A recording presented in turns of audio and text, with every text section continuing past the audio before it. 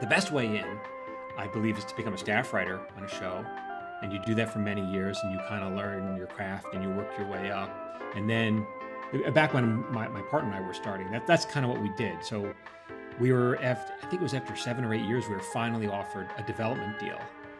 And up until then, most writers are saying, put it off as long as you can, put it off, because you only get one shot to prove that you can do this. Their first one out, then you're damaged goods after that, basically. But things have kind of changed a little bit, where the market is so different now. I think people are rushing into selling pilots, and I guess for some people it's working, but I think for the long-term goal, you kind of don't really want to do that. I would still recommend learn your craft first before you go out and to create your own show. You're listening to Screenwriters Need to Hear This with Michael Jamin.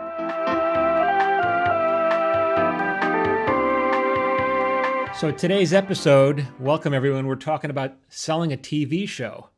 And before we begin, I'm going to start with a little story that I think might help everyone understand selling a TV show. So imagine, Phil, that we have a business venture, and this venture is going to cost us around maybe $10 or $20 million, but we stand to make from this hundreds of millions of dollars. But what we need to do to make all this money, we got to get a pilot, and we got to get a plane, someone who's going to who'll fly us all around the world, because this is an international thing. We need to fly all across the world. All right, so we found this guy on the internet, and according to the pictures, the plane looks really nice. It looks pretty good, right? We go check it out, me and you. We check it out, and we go inside the plane. It looks great. It's got wings. It's got nice furniture. It's set up. It looks like it's the right size for us. And then we talk to the pilot, because we need the pilot with the plane. And we say, hey, man, this is a really nice plane you got here. And he says, yeah, I built it myself. And we're like, damn, that's pretty impressive. You built this all by yourself. Good for you. And then we ask, so, how long have you been a pilot? And then he says, well, I've never been a pilot before. Really? No, you just built this. He's been a fan of planes for a long, long time. He likes going to the airport. He watches the planes land and take off. Really? Okay. So, but what else? Do you know much about planes? No, I've never actually been inside of a plane, never flown in a plane at all. And we're like, oh, okay. Well, we're kind of looking for someone with experience, because this business venture, we got to fly all across the world. The airports, some are going to be big, some are going to be small. We're going to fly at night. Could be bad weather. Could be tricky airports. And we're kind of looking for someone with experience to fly this plane for us, because it's a big business venture. And this guy's like, yeah, well, I don't need any of that. I built this plane, and even though I'm not a pilot, never flown a plane, you should still hire me in my plane, because look how beautiful it looks. So what do you say, Phil? Should we cut a deal with this guy or keep moving? Yeah, pass. Hard pass. That's a hard pass. Okay, so let's just swap the word airline pilot for television pilot. Yeah. It's the same thing, right? So a lot of people say, well, how do I sell my pilot?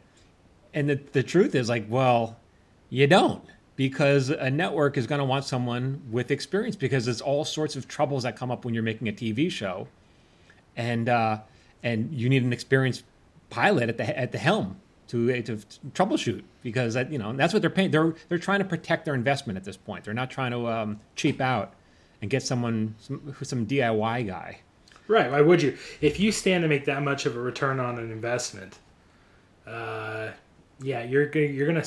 you're gonna pay the price you need to close that deal. Right. And they're not really. So the network, I guess, like in the old days, was a little different. When I say the old days, like before streaming, the network was they really wanted to get.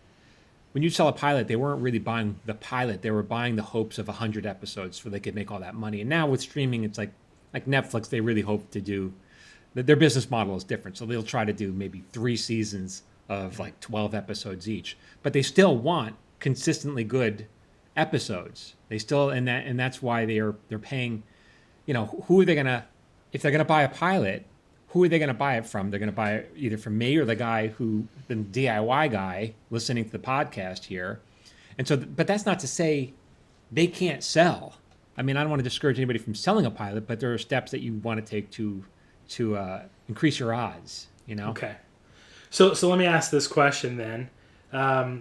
Would you consider these spec deals that come in where someone puts up a spec pilot and it sells, would you consider that a fluke, or would you consider that to be common, or would you consider it to be almost an everyday experience. I think you read about it because it's so unusual. So I kind of think it's a fluke. But often these spec pilots, I don't read many of the spec pilots. And when they do sell, if they do sell, they always team me up with an experienced showrunner because they're never going to turn over the reins to someone who's never done it before. They'll hire, someone to oversee it for you. And by the way, then it's not really, you're not at the helm. So it's not, you don't really determine the direction of the show. Someone else is doing it for you because that's how it works. Because they want to protect their investment. It's interesting when you're a young writer, you think of these romantic things you hear about. I know myself, I suffer from what I would call prodigy syndrome, where I feel like since a young age I've had to just grand slam every single thing that I do. And that creates a lot of fear and anxiety to try because there's this fear of failure and your identity is tied to that stuff. But at the same time, you think about these things, I was like, oh yeah, I'm going to go out, I'm going to win the Nichols Fellowship. And my first film's going to be an Academy Award winner because I'm going to put that much effort into it. And then, there's a lot of naivete that comes with doing it. And there's a balance of you have to be naive to put in the effort. But at the same time, you have to understand how the business works to know how to get things done. And that's something that's become more apparent as I've lived in LA for the last 5 years. Right. One thing I think aspiring writers don't understand is that pilot that you write on spec is really just a calling card so that you can get meetings and get on a staff job or maybe pitch another pilot. Like if you write a great pilot, whoever sees it, some producer or studio head, they're going to say, wow, this is really great. This is so well written. We love this. We want to be in business with you. We want to exploit you. Yeah, that's what I was about to say. Why do they say this is great? I want to be in business with you. Yeah, because they want to make money off you. It's not to help you realize your dream. No, they see dollar signs. Yeah, dollar signs, exactly. And so it's not like you may have this pilot that you love and it's so personal in your heart, but that's not what they want to buy. What they'll really want is they'll hire you on a different project. They want to make their idea. And even with me and my partner, we very rarely sell pilots that we want to sell. We sell pilots that someone wants to buy. And there's a huge difference. Yeah, this is an interesting thing. So in preparing for this podcast, I actually busted out some of my screenwriting books over here that I've read throughout the years. And one of them talks specifically about this. They're like, when you go into pitch and you're pitching your feature, because the book's on feature writing, it says you have to remember, the goal is not really to sell your feature. It's to impress them so much that they think, man, that's a good writer, so that they bring you back to write the project they want. That's exactly right. Right.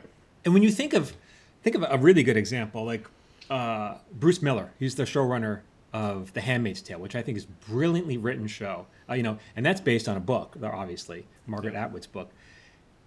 It's not like, I can't imagine Bruce Miller as a little kid lying in his bedroom, dreaming one day hopefully run the TV version of The Handmaid's Tale. That was not, he had his own ideas. I want to do a show about superheroes or whatever the hell he wanted to do. But it was not to do The Handmaid's Tale.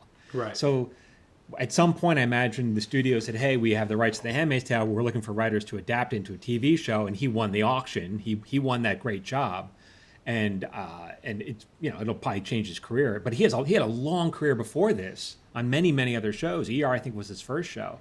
So it's not like his dream was to make The Handmaid's Tale. His dream was to do something else. This is just a great opportunity that came in his way, and he jumped at it.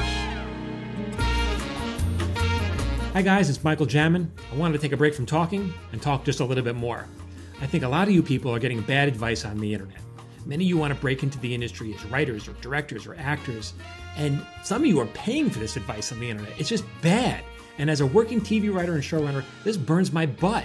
So my goal is to flush a lot of this bad stuff out of your head and replace it with stuff that's actually going to help you. So I post daily tips on social media. Go follow me at Michael Jamin Writer. You can find me on Instagram and Facebook and TikTok. And let's be honest, if you don't have time, just 2 minutes a day towards improving your craft, it's not going to happen.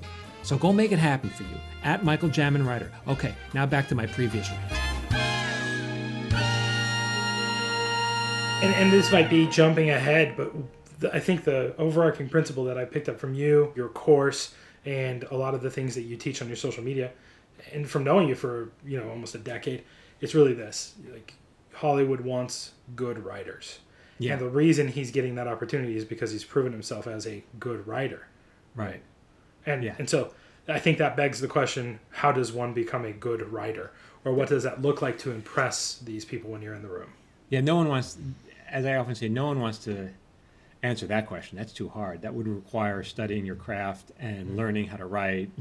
It's just Yeah. much easier to, hey, I got a script and Hollywood's unfair, and it's all about who you know, and it's an all boys club. It's so much easier to blame Hollywood for your woes than it is to take responsibility and say, well, maybe my writing is not up to par. So, Right, but it goes back to your point about this is a business and they were trying to exploit you for dollars. yeah, It's because it is a business, and that's why they call it the business, right? Yeah. I'm trying to get Show- into the business, Show business. Yeah. And I saw this all the time when I was in film school. It was a liberal arts college. I was 28. It was a really strange moment when I realized how much older I was than everyone else there. Somehow 9/11 came up, and I was like, "Oh, where were you when 9/11 happened?" They're like, "I think I was in third grade." And I was like, "I was in high school." Like, oh my gosh, like I'm ancient compared to these kids. And they just wanted to make their art. They talked about their art. They didn't talk about their craft. And I think there's a difference between that. It is an art form, but it takes a craftsman to do the job, right? Yeah, I think that's an example. That's an analogy my partner and I often make, which is like we're a tailor. Oh, you want cuffs on these pants? Okay, you can get cuffs. You want pleats? Sure, we'll give you pleats. That's I'm not going to argue with you. If you're paying me money, I'll give you what you want, and I'll try to make it as good as I can and be able to live with the result. So it's not horrendous. But at the end of the day, they're paying me, which means it's theirs. It's theirs. I took money in exchange for this project, so it's theirs now. Right. You know. Right. It's no different than anything else. I mean, my background is in the digital marketing world and web design and web development, and it's a common tale that no one will mess up a project better than the client. Yeah. Well, yeah. I mean, sometimes you got to prevent them from doing that, right? I mean, in the end, these studio executives, it's not like they want reassurance. They're hiring you, they're paying you to write the script, and they want to feel that every time you make a decision, even if they don't agree with you, if you give them a reason why you're not doing it, they want to know that they're in good hands. So it's not like they always want to be, they always want their way. They just want to be reassured because they want to protect their job. And they don't know how to do my job. That they have a different job. They don't know how to be a screenwriter. Right. So often if you can reassure them or take their idea or convince them that your idea is their idea, that goes a long way. Yeah, so this goes back to a skill set that I'm very grateful that I fell into that I did not want to learn, and that's sales. Just understanding it. And there's this great book by a guy named Tom Hopkins called How to Master the Art of Selling. And I was given it, like the VP of sales at this company I worked at handed it to me. And he's like, you need to learn this. And I opened it. It's like from the 70s. It's from a seminar he went to when he was a young salesman. And I was like, man. And ultimately I had to come to the realization, like, I need money now and I work a sales job. So as much as I'd love to just be sitting there writing screenplays all day, I need to learn how to master this craft. And as I'm reading through it, the big overarching thing that I learned is it's really just language, right? It's the way you refer to things. Mm-hmm. So, if I say, hey, I need you to sign this contract, like red flags go up, you start sweating a little, like, oh, what am I signing? But if I say, hey, would you approve these documents? Right? It's a completely different feeling. If I tell you something's true, then I'm lying. If you tell yourself something's true, then it has to be true. Yeah, that makes sense. One other thing I want to include in this conversation about selling your TV show, it's not so much that they're buying an idea, they're buying the execution of the idea. And so if you hire someone who has little experience, like if we give 10 writers the same idea, you're going to get 10 very different screenplays.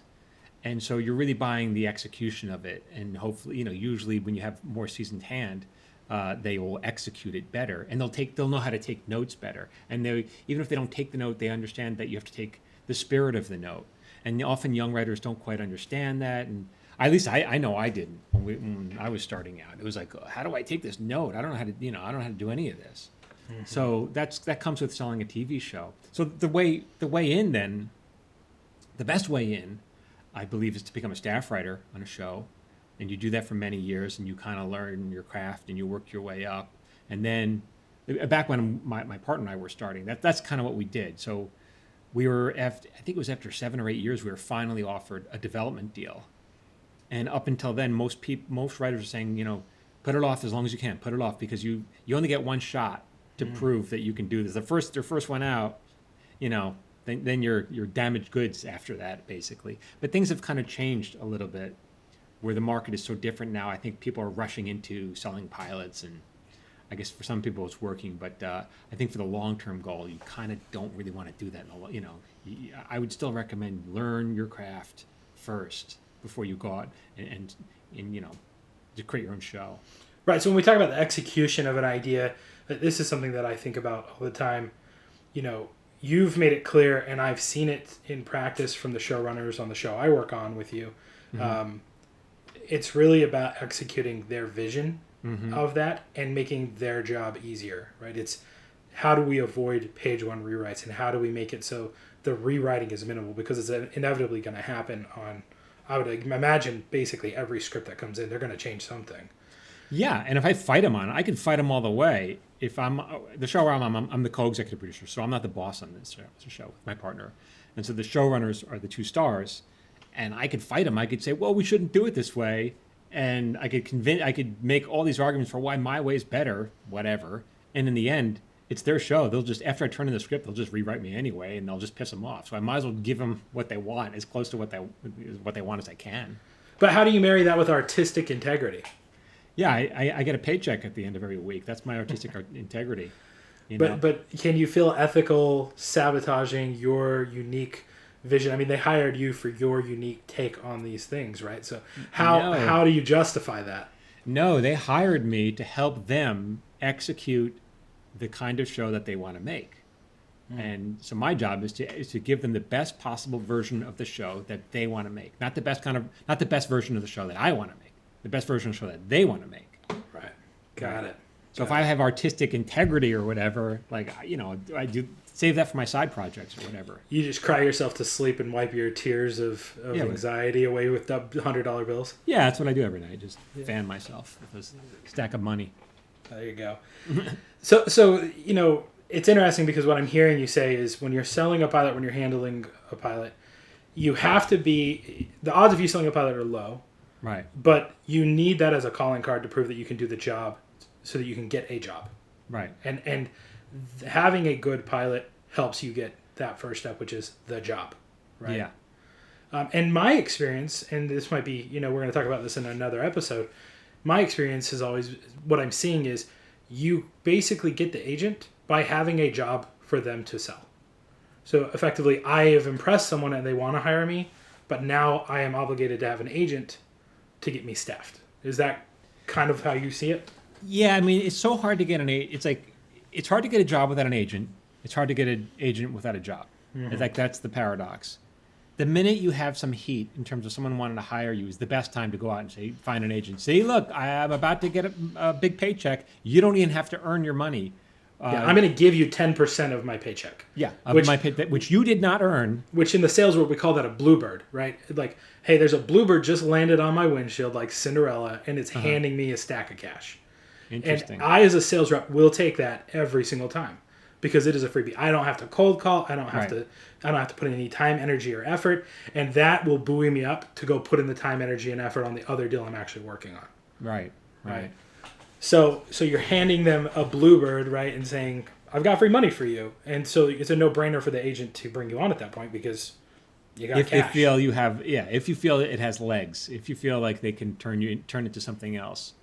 Often, if for example, sometimes a writer's assistant will be able to sell an episode to the show, and the showrunner will say, yeah, okay, we'll let you write a freelance episode. In that case, it may still be hard to get an agent, because it's not quite the same as saying, well, I'm now a staff writer. You're not obligated from the Writers Guild because you're not a member of the Writers Guild, and you haven't earned enough points to gain entry, so you could just get a check from that, right? Yeah. It could be a one-time thing, and you never work again. So, but if once you're on staff, it's a little different. Yeah. Right. Yeah. So going back to the subject of selling a pilot. So I'm not going to sell the pilot, but I need a good pilot in order to get an agent who would then hopefully get me staffed. Or at least to get a good... Yes. Sometimes an agent, right, will take you on if the pilot is great. If it's great, then they'll take you on. Yeah. Yeah. Right. So then what I'm hearing you say is you need to have a certain level of skill that comes through, a certain level of craft that comes through in that pilot to impress someone. But then you're also saying 6, 7, 8 years of being a professional writer. You are still learning every single day and perfecting that craft. And people are saying, take as long as you can because you got one at bat here with your development deal. That's kind of the way it was. Now it's a little different. Now it seems like everyone with like 2 years of experiences or whatever is selling a pilot, and it seems a little odd. But the industry has changed so much that's kind of People, I think people are developing sooner than they should. And but that's, when I broke in, you wouldn't even write a pilot. You would never write a spec pilot. You would write a spec episode of a TV show. You would write a spec Frasier, Friends, or Cheers. You'd write a sample episode of that. But now, those shows don't really exist. There's no 1 or 2 shows that everyone watches because the audience is so fragmented. So now agents and managers or even studio executives are telling people, new writers, that they should write basically a spec pilot, create from whole cloth their own TV show, which I think is really unfair because that's a whole different skill set. Creating a world is a whole different skill set from actually just writing one episode of television that's already on the air. You don't have to create the characters. You just have to envision an episode, a plot for these characters for that week. And so, and by the way, if I'm running a show, I don't need a staff writer to create a new world. I just need them can they mimic the world that already exists? So I really think it's an unfair assignment that's given to new writers. And it sucks. There's no way around it. Yeah, so you've mentioned to me in the past that, and when I was in film school, they said, write spec episodes. So like I wrote a spec Mr. Robot because I had a tech background and that's what my professor recommended I do. Yeah. But at the same time, you've also mentioned that I should write specs that match certain tones to show that I have range in the different types of shows. So so let's say I'm going into pitch for Tacoma FD, I could show something along the lines of Super Troopers or that heavy comedy tone that's very jokey. Yeah. Right. Versus Barry, right, which is a completely different tone. Right. Another example would be a spec Family Guy, which is an animated show. If you have a spec Family Guy, that's not going to get you on BoJack Horseman, right, which was way more realistic, even though they're both cartoons. So, you want to have the tone match the show, which is why you need so many different specs. And then again, we're getting into it's so weird. Like when I'm hiring, I prefer to read a spec of a show that I'm familiar with. But again, the other side of the business, they're telling you, write pilots. A pilot. So would that advice still apply that I should write multiple pilots in multiple tones to match the tones of popular TV shows or shows that I'd like to be similar to what I can, basically just calling cards to say, this is a pilot I wrote that I'm proud of that matches the tone of your show. Yeah, exactly. And we just had that situation where we were up, my partner and I were up for running a show that's currently on the air, and the show, we have many samples that we could send out, so we had to decide which sample matched the tone best of their show. So okay, so the practice of writing a pilot is not only helping me hone my craft, but it's also helping me establish a library of samples based on which is going to increase my job opportunities, right? Yeah. Almost like, growing up in Oklahoma, we had different fishing lures for different types of fish. They attract different fish. And so to me, it sounds like you're basically baiting your hook or using a different lure to catch the fish that you're trying to catch. Yeah, that's exactly it. Interesting. I did have that conversation with a showrunner recently as well, and he brought up the fact that one of the staff writers that he hired was a baby writer. They turned in a script, and it was like, this is obviously based on the writer's life. Like, it follows them coming to LA trying to get a job in Hollywood. Uh-huh. And he said it didn't really match what I was looking for, but it was the best that I saw. And the other side of that, unfortunately, is I have no idea how long that person worked on that pilot. They could have been working on that for 4 years. Yeah. Right. Yeah. So how do you navigate that? Like, is there any way to show that you have more skill set when you're in that situation when you're trying to get staffed? No, it's often, when you're staffing, they'll give me a stack of like 100 scripts. You have a lot of scripts of new writers, and I will read like the first 5 pages of each one, and then if I'm not impressed by the first 5, I just toss it. Why? Because I have 99 more to go. And so if those first 5 pages are not wowing me, if they don't do all the requirements of hitting what a story needs to be, I toss it, and that may seem cruel and unfair, but like, what would you do if you were in my shoes? Like, you, you know, You got to maximize time. Like you have time you want to spend with your. I think you told me a story once when you were on Marin, and like you had to clean up, like you were in a crack house shooting all day. Yeah. And you had to read scripts still. Like you're like, I don't want to read these scripts. I want to be at home with my family. Yeah. Like, but I'm here sitting in a crack house. Yeah. It was exactly that. We shot in a crack house. So, yeah, I mean, you gotta. The reality is, and it's the same way actually. Even when we're casting, you know, we used to cast in person, but now it's all people submit on recordings, and you know, if you have to get to 100 actors, you're not going to watch the whole audition. You're going to say next, you know, you're just going to flip it to the next one, and it seems cruel, but at the end of the day, one writer or one actor is going to get that job. There's only room for one, and does it matter how I get to that one person? One person's going to be happy, right? And 99 are going to be disappointed. So it's really up to you to come out of the gate swinging. Yeah, when I first moved here, you know, when you moved to LA, like I'd been to LA many times for concerts and things, and I refused to look at the Hollywood sign until I lived in LA. Like it was just like this weird metric I had to say, I live in Los Angeles and I am here to be a writer. And I remember the first time I saw that sign, I was like, oh, that's pretty cool. But nothing compared to, I was going to say, seeing, you know, eating at Cantor's for the first time. Funny. But really it was when I saw the Writers Guild building on Fairfax Lake. All of a sudden, like, man, there's just this awesome moment. So I did some research and I found out that you can attend Writers Guild, what is it? It's their nonprofit arm, the Writers Guild Foundation. Right, maybe. They have events almost every single week that you can attend with working writers. And they have this thing called the Golden Ticket. And it was $1,000. And I mean, that's a hefty price even for me, but I decided it was an awesome opportunity because you got invited to every single event and front row seats.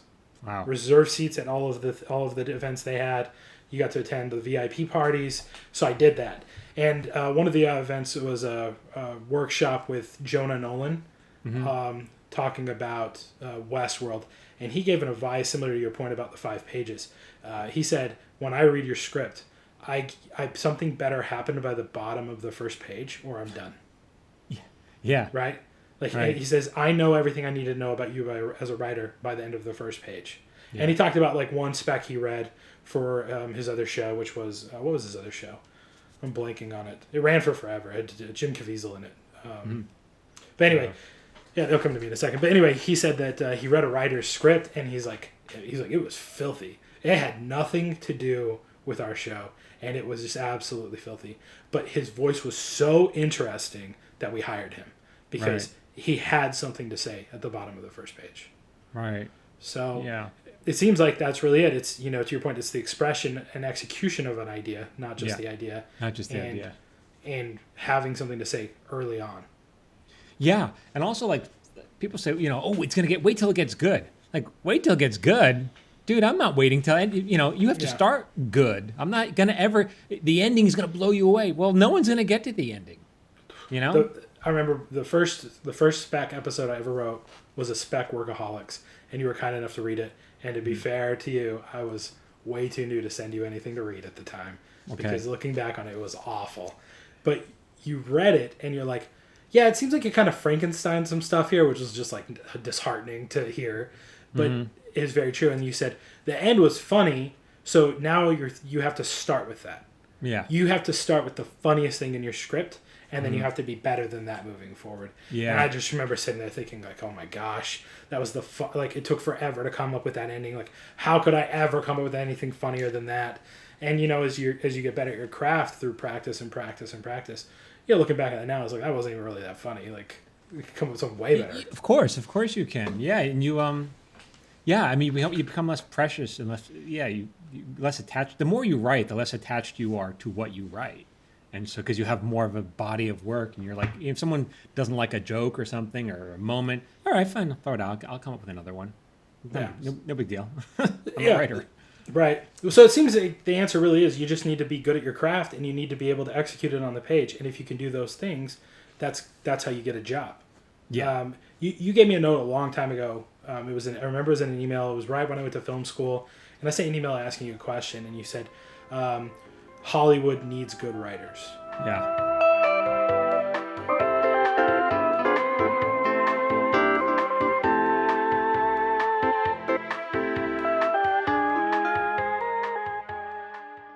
This has been an episode of Screenwriters Need to Hear This with Michael Jamin and Phil Hudson. If you'd like to support this podcast, please consider subscribing, leaving a review, and sharing this podcast with someone who needs to hear today's subject. If you're looking to support yourself, I'd encourage you to consider investing in Michael's screenwriting course at michaeljamin.com/course. I've known Michael for over a decade, and in the past 7 years, I've begged him to put something together. During the global COVID-19 pandemic, Michael had time, and I have to say, I wish I'd had this course 10 years ago. As someone who's personally invested in most online courses, earned a bachelor's degree, and actively studied screenwriting for over a decade, this course has been more valuable to me than most of the effort I've put in because it focuses on something no one else teaches: story. In his course, Michael pulls back the curtain and shows you exactly what the pros do in a writer's room, and that knowledge has made all the difference for me, and I know it will for you too. You can find more information at michaeljamin.com/course. For free daily screenwriting tips, follow Michael on Instagram, Facebook, and TikTok at michaeljaminwriter. You can follow me on Instagram, Facebook, and TikTok at Phil A. Hudson. This episode was produced by Phil Hudson and edited by Dallas Crane. Until next time, keep writing.